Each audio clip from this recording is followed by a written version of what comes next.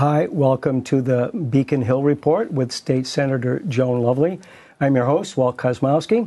And Senator, welcome. Thank you. Nice to be back. Nice to have you here in the studio. And it's, what is it, the 21st of October today, something like that? Yes. Beautiful fall day outside. Beautiful day. And let's talk about, this is the 191st legislative session? Correct. Which started in January of this year, 2019. Yes. So you're in that session now. What's happened so far? Kind of give us your idea of what's going to be happening there as the session winds down. So as we know, the session is 2 years. Right. Started back in January. We received our committee assignments in March. I had the very good fortune of being assigned as an assistant majority leader this session in the Senate, as well as the chair of Rules. Right. Now, the Rules Committee is a pretty unique committee. If every bill that goes through the legislature as a late file, I'll tell you what that is, we have to file our bills by the third week in January. Those are on-time filed bills. Right. About 6,000 bills get filed in a very short amount of time. Just makes the head spin. A lot of those are refiled bills because they didn't make it through the session before. There's many times that a bill won't get through to become law in the first session. It needs a lot of work. It'll go through some morphing a little bit. I've got a couple of those bills that I'm still continuing to work on. They get stronger as they grow. And so, but late file bills go through Rules. And then all bills, as they go through the committee process, every bill is heard in a committee. So all of those 6,000 bills get put into committees, any late filed bills, and they all have to be heard by February, around the end of February of 2020. Thank you. 2020, okay. And if it's a policy bill that does not have any money attached to it, it comes through Rules. If it's a money bill, it goes to Ways and Means. Mm-hmm. So it could be that 3,000 or 4,000 bills are going to come through the Rules Committee. Yeah. Now, how do you decide if it's a late file? What sort of criterion do you put it through as the committee you're on to decide whether it'll actually be heard or whether it'll be allowed to get into the system or not, or what's? So the way I chair the Rules Committee is that if a bill has been filed by a legislator, by them themselves, or a by request bill, we do by request bills for our constituents. So that a constituent has a bill that they want heard, but the legislator isn't signing on to the bill, that we're the conduit to make that happen. Any bill that gets filed, in my estimation, deserves to be heard. So I make sure that they get referred on to the appropriate committee through that process. Yeah. Now, these 6,000 bills, is every one of them gets, as you explained, either to one side or the other side. They actually go to some committee. Is that correct? They do. Initially, and everyone has a hearing. Is that every single bill has a hearing? Okay. So there are some committees like Judiciary. It's a very big committee that could get hundreds of bills. Sometimes the Joint Committee on Judiciary will have a hearing. It could go 8 or 9 hours. Yeah. And most hearings are 3 to 4 hours. They may take up 25 to 50 bills. Yeah. But a committee like that gets an inordinate amount of bills. So you can actually process 100 different bills, each taking up to 8-10 hours to hear. You can. Yeah. It depends on how interested people are in the bills. Yeah. That's when people come and participate in the very public process. And we know that. BevCam knows that. The local access people know that. And is there like a lot of late nights at the State House? There are. Burning the midnight oil on these committees? So there are. So we actually, in our rules, again, I'm chair of the rules, we have in our rules that we have to have a unanimous vote to go past the hour of 8 p.m. To go past the hour of midnight, we have to have a vote every 15 minutes. Wow. To continue wake up the person. Right. And that's really because back in the day, decades and decades ago, legislatures would meet all night long and into the 2 or 3 or 4 o'clock in the morning hour. Yeah. The public's not in the building at that point, really watching and participating. And really, once you get past midnight, everybody's pretty tired. I don't know how productive we really are. Yeah. Yeah. Now, right now we're in. It's, as we said, it's October, so we got November, December, January, February. We have about 4 months until, as you say, your aim is to have all the bills. Now, is there some kind of a number? Do you know quantitatively how many have been heard, how many are still waiting to be heard? Currently, right now, I do not know that, but I will tell you that of the 6,000 bills that get filed and heard, about 10%, less than 10%, will actually continue and make it to the House or floor Senate or House floor. Okay. So really, the majority of those bills will either be referred to a study, right, or they will, they don't necessarily die in committee. We actually, again, a new rule for the Senate is that if it's a Senate bill, it comes back to the Senate for a study if the bill's not going to move. But then, say it's one of my bills, I have the ability to resurrect that bill and continue to work on it. In the following session or during that? During the remainder of the session. So end of July next year is the end of our what they call formal sessions, where we take our formal votes. The legislature meets every 72 hours year round, so that is a Monday session and a Thursday session year round. No matter what days those land on, too. I've been in on January 1st for a session, and so those bills will continue to be worked on through the rest of the session, which ends the day before the next session begins in next January of 2021. Yeah, but so this notion, and I admit that this is kind of the notion I have always had, that if something is, never comes out of committee, that's it for that bill. But you're saying that a sponsor could then on the Senate side. Okay, only on the Senate side. On the Senate side. We changed our Senate rules to allow senators to, because what historically would happen is a Senate bill would be referred to a study, but on the House side, where we can't reach over into the House to get it. So we now have our bills, if they're going to go to a study, come back to the Senate side, where then I can ask to have it recommitted, so I can continue to work on it. Now, are certain types of bills only allowed to be introduced from one side of the chamber or the other, the House or the any bill? Any bill. Any bill. Any bill can be.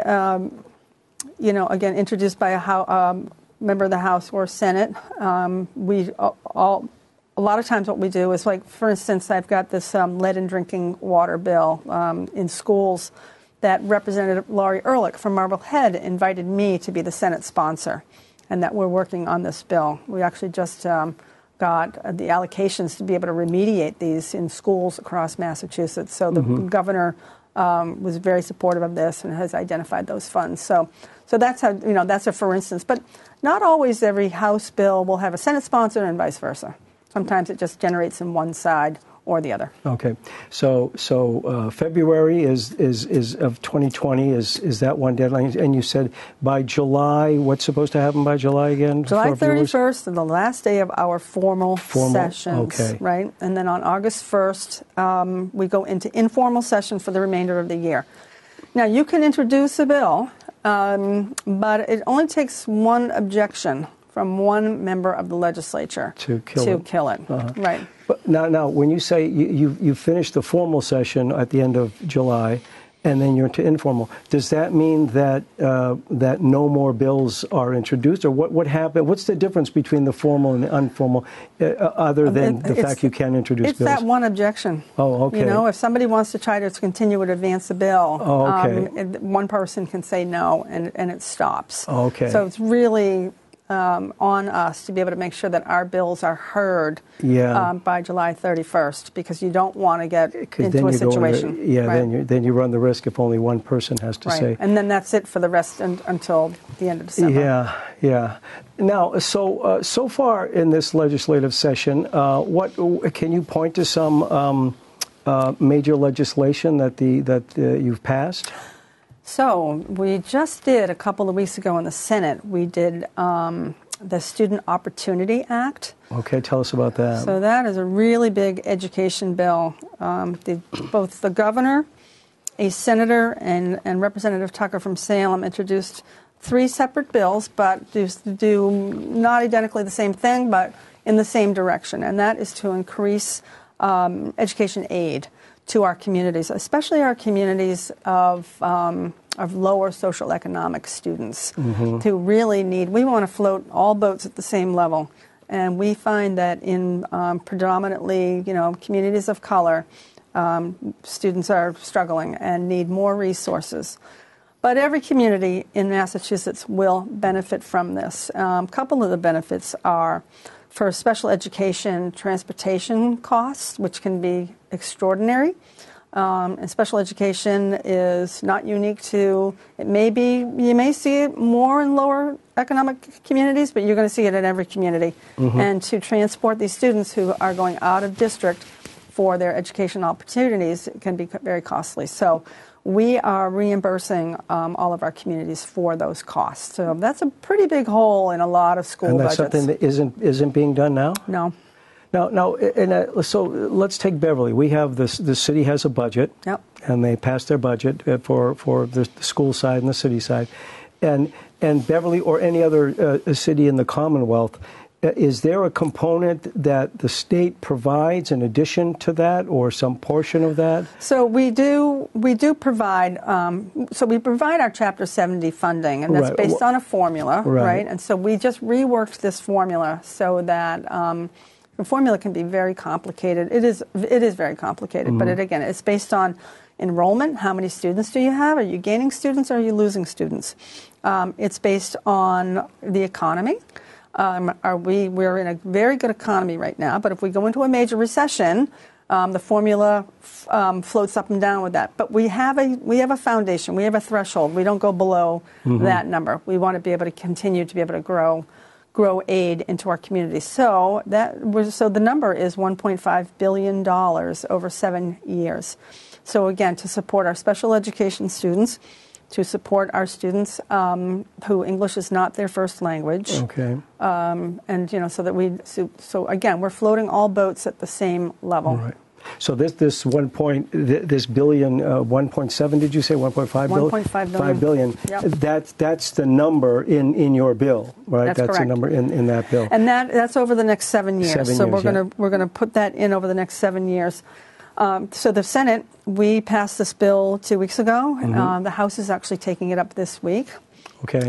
And then it will go off to the governor for hopefully his approval that he will agree with what the House and Senate did. We incorporated a lot of what he was trying to accomplish in his bill as well. Yeah. So we really see this as a very bipartisan partnership on all levels of government. Okay. So would there be certain formulas and criteria that you would at a state level then apportion these monies, or would communities have to come to you and make a plea or some kind of for a grant or whatever? No, it's the first. It's the first. Okay. It's based on a formula.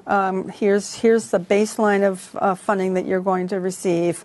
And if you are educating students where English is their second language, you're going to see additional funding. For your transportation costs for special ed students, you're going to see that funding.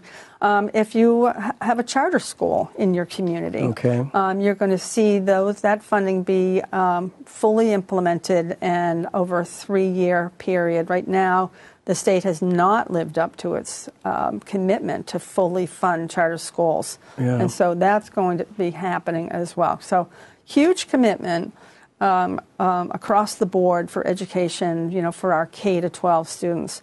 I will tell you that I was at a seminar in Nashville over the summer, and Massachusetts was held out as a leader in the nation for how we spend school dollars to educate our students. We actually slipped from number 1, though, to number 2 behind New Jersey in our education attainment. So we're just behind New Jersey. But that's an academic standard. Exactly, because of our MCAS. But we're way ahead of the curve than many of our other states, and we should be. I mean, we need to educate our children. Now, Joan, how many charter schools do you have in your district, in your state? So there's district?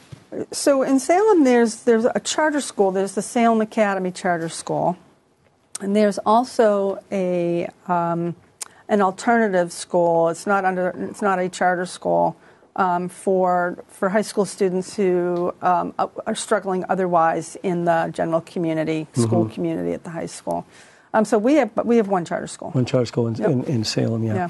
Now, are there other bills or that have been passed or things that you hope will pass or that are on the docket that specifically impact Beverly here that you hope to bring to fruition during the rest of this session? Well, I'll tell you, we're still waiting on the hands-free driving bill. Okay. So that is in a conference committee, a transportation conference committee, of which I'm not a member. And that would allow that, so right now texting and driving is not allowed, but this would be no handheld device. You cannot hold it in your hand. You can't look at it. It's got to be, you can have it in your vehicle, but it's got to be on a holder, someplace where you can't touch it. Yeah. Should be Bluetooth accessible because you can still talk on your phone. You just can't hold on to it. Can't hold on to it, yeah. We passed this bill back in the late spring, early summer, in the Senate and House, and it's now in a conference committee, and it's a little bit in limbo. We're hearing from a lot of people. Governor's pretty upset that he hasn't seen this bill yet.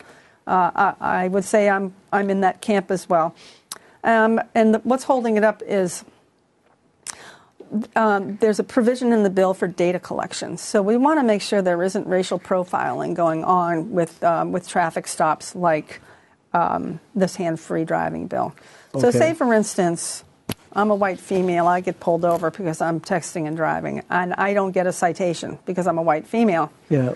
But a black male gets pulled over, and for the same infraction, and he gets a citation. Yeah. So the advocates feel very strongly that there is a data collection to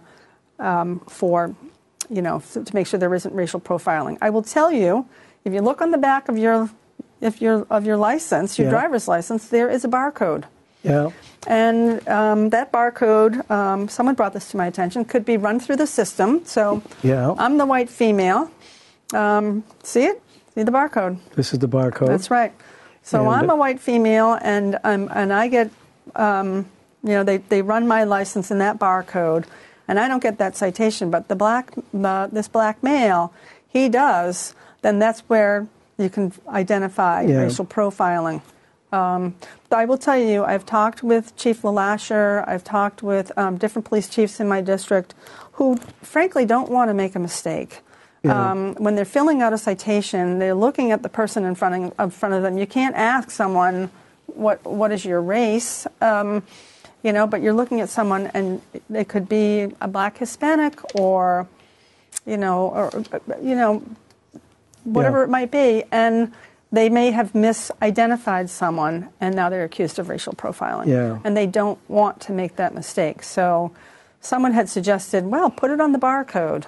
Who I identify as a white female. Yeah. Put that on the barcode, and then nobody has to ask me. Yeah, it's there. Yeah, it's there. Yeah, because I thought that thing also, if you had an outstanding warrant or violations or something, they just run it through their scanner. It goes to the computer, and then the policeman could come back and say, could you step out of the vehicle, please? That's correct. Put your hand on the hood. Yeah. That's exactly right. Okay.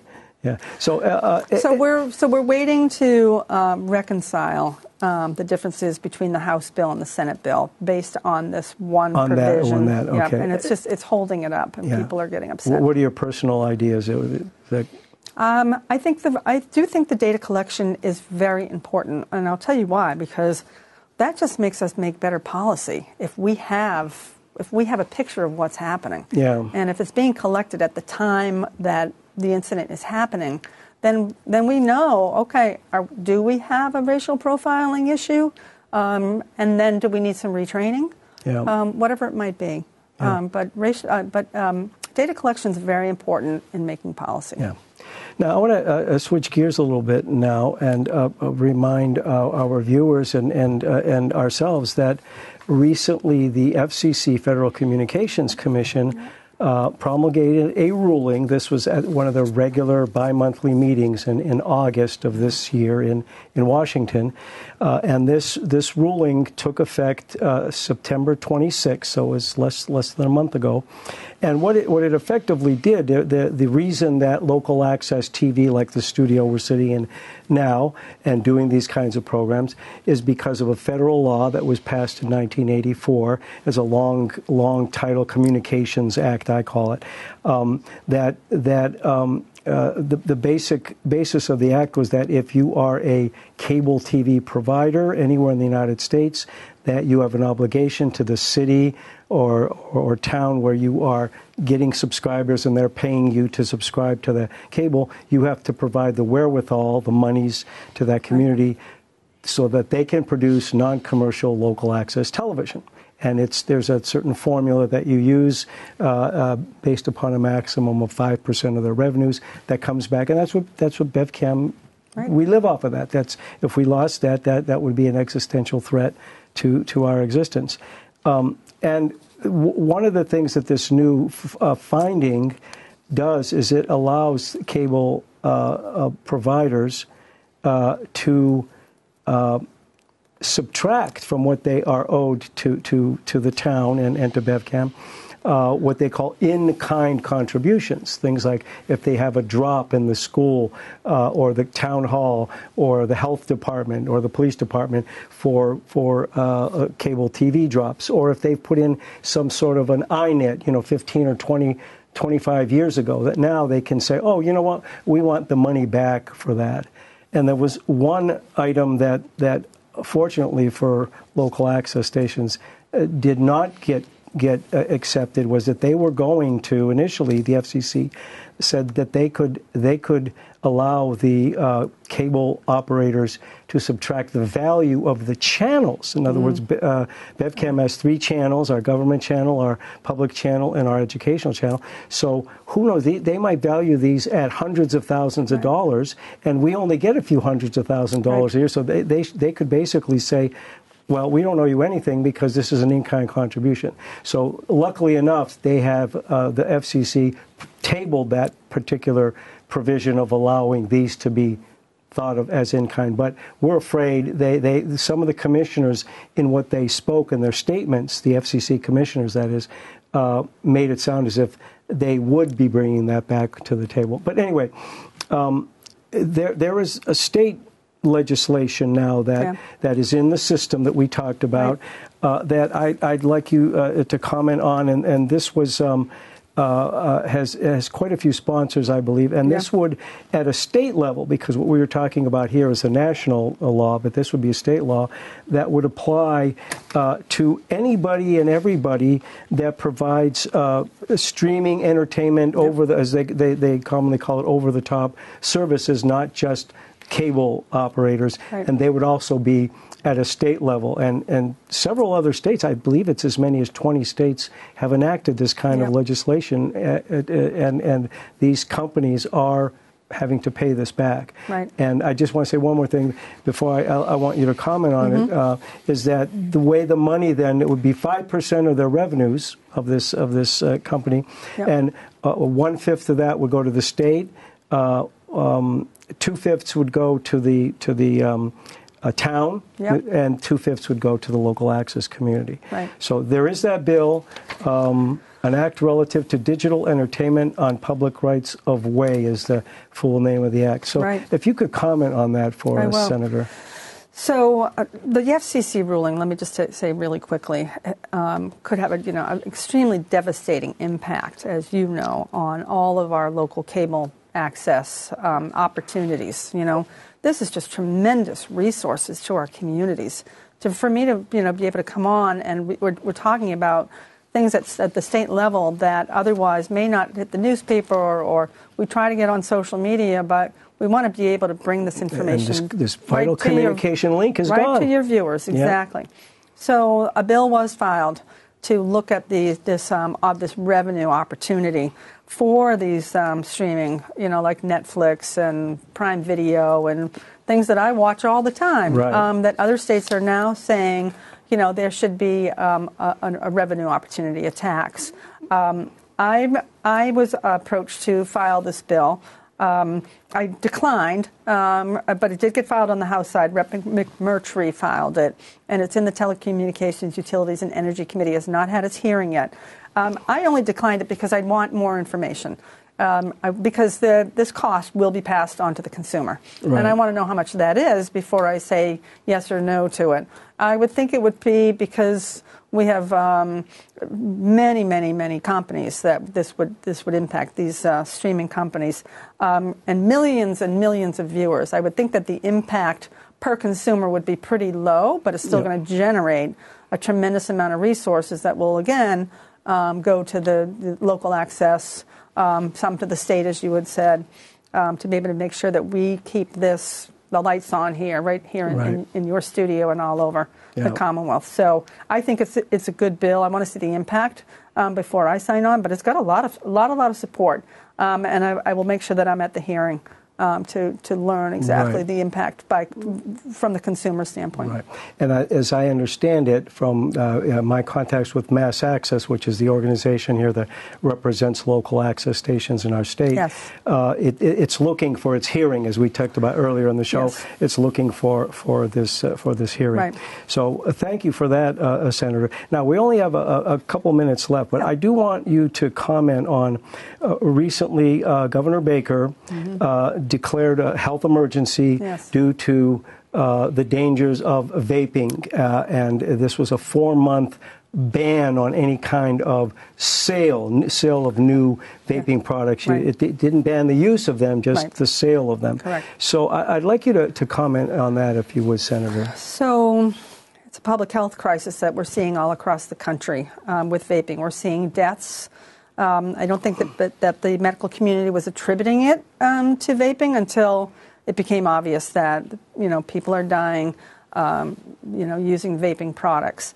I support the governor's his position on this for the short term till we can really get a deep understanding. We've already had a death in Massachusetts. We've had a few dozen people hospitalized due to these vaping illnesses.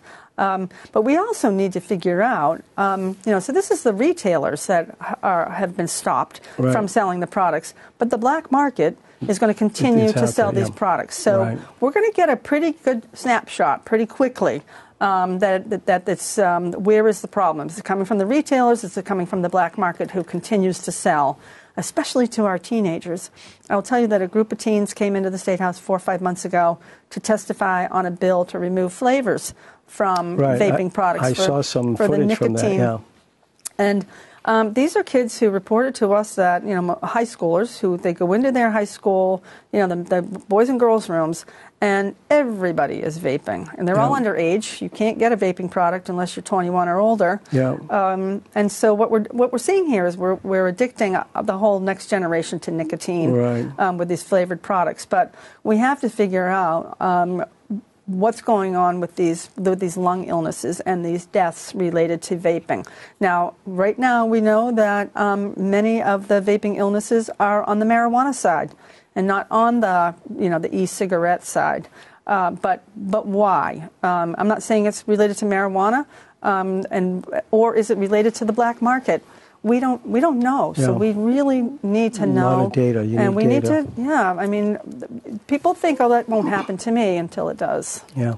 Now, is the intention of the governor that after this 4 months is up, that we'll have enough data and information to either keep that instated or change it? Or, I mean, 4 months doesn't seem like a long time to gather data on such a massive problem. So now the protocol is the medical community is reporting these vaping illnesses to the Department of Public Health, who is then reporting that to the CDC.